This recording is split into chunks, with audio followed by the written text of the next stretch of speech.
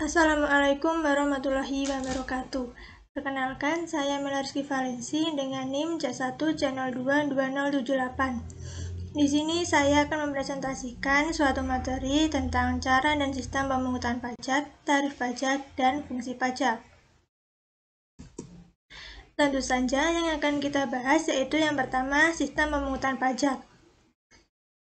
Terus yang kedua, tarif pajak, dan yang ketiga, fungsi pajak. Sistem pemungutan pajak. Sistem pemungutan pajak adalah suatu cara yang dipakai untuk menghitung besarnya pajak yang perlu dibayarkan oleh wajib pajak kepada negara. Dengan kata lain, sistem ini menjadi metode untuk mengelola utang pajak yang bersangkutan agar dapat masuk ke kas negara. Sistem pemungutan pajak sendiri diatur dalam Undang-Undang Nomor 10 Tahun 1994 dengan pembahasan dan aturan segala hal yang terkait dengan subjek maupun objek pajak. Ada 4 cara sistem pemungutan pajak, yaitu yang pertama, Official Assessment System. Sistem pemungutan satu ini memberikan wewenang kepada wajib pajak untuk menentukan seberapa besar pajak terutang kepada fiskus atau aparat perpajakan sebagai pemungut pajak.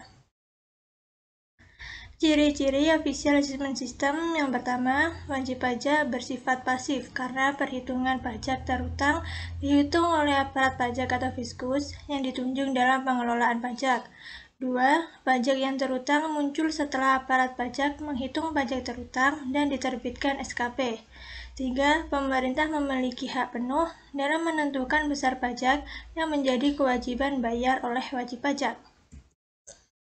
Yang kedua, Semi Self-Assessment System adalah sistem pemungutan pajak di mana wewenang untuk menentukan besarnya pajak ada pada dua pihak, yaitu wajib pajak dan fiskus. Awal tahun, wajib pajak menaksir hutang pajaknya yang terutang, lalu disetor ke fiskus. Akhir tahun, fiskus akan menentukan pajak sesungguhnya terutang. 3. Full Self-Assessment System adalah sistem pemungutan pajak di mana wajib pajak menentukan sendiri jumlah pajak terutang sesuai dengan ketentuan peraturan perundang-undangan perpajakan. Fiskus bersifat pasif, kecuali wajib pajak menyalahi peraturan yang berlaku.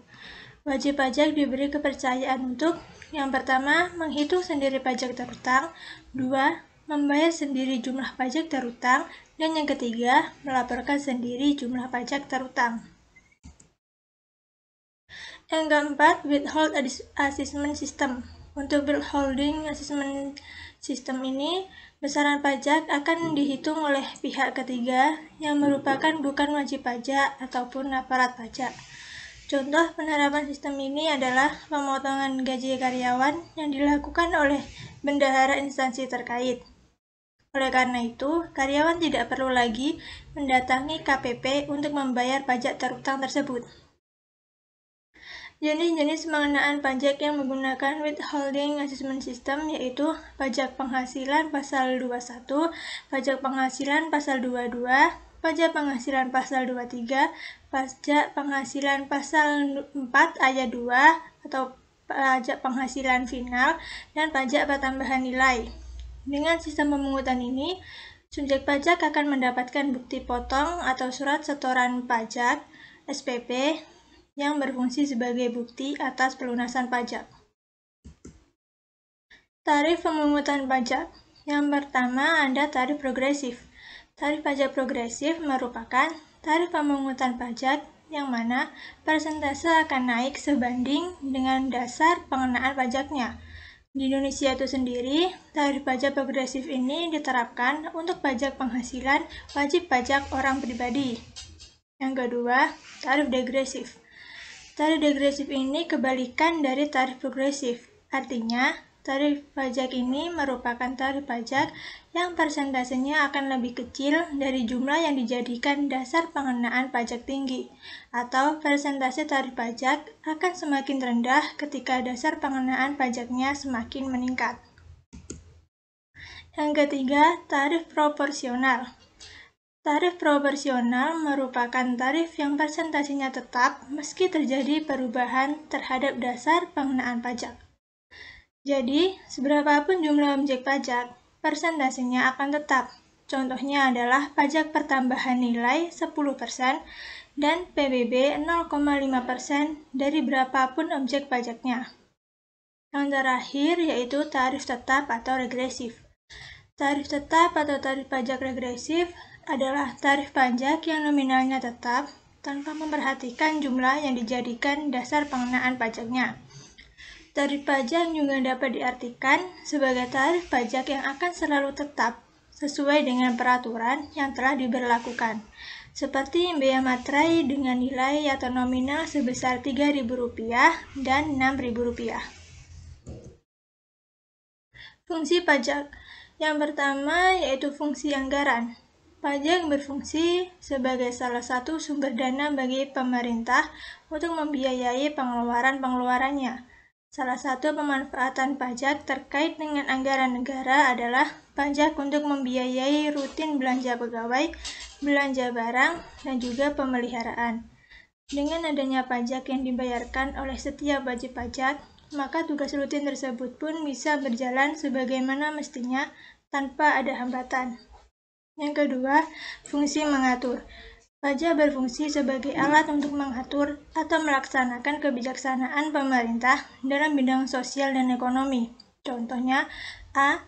Pajak yang tinggi dikenakan terhadap minuman keras untuk mengurangi konsumsi minuman keras. B. Pajak yang tinggi dikenakan terhadap barang-barang mewah untuk mengurangi gaya hidup konsumtif. 3. Fungsi stabilitas. Pajak memiliki peran dalam menjaga keseimbangan perekonomian negara. Dengan pajak, pemerintah bisa mengeluarkan dan menjalankan kebijakan mengenai stabilitas harga. Jadi, negara bisa menghindari terjadinya inflasi. Kebijakan yang terkait dengan stabilitas ini antara lain kebijakan tentang peredaran uang, pemberlakuan bea masuk, PPN impor, pajak yang efisien, hingga pemungutan pajak. Fungsi yang terakhir yaitu fungsi redistribusi pendapatan. Fungsi redistribusi pendapatan masih berhubungan dengan kemakmuran rakyat yang disebutkan dalam Undang-Undang tentang KUP.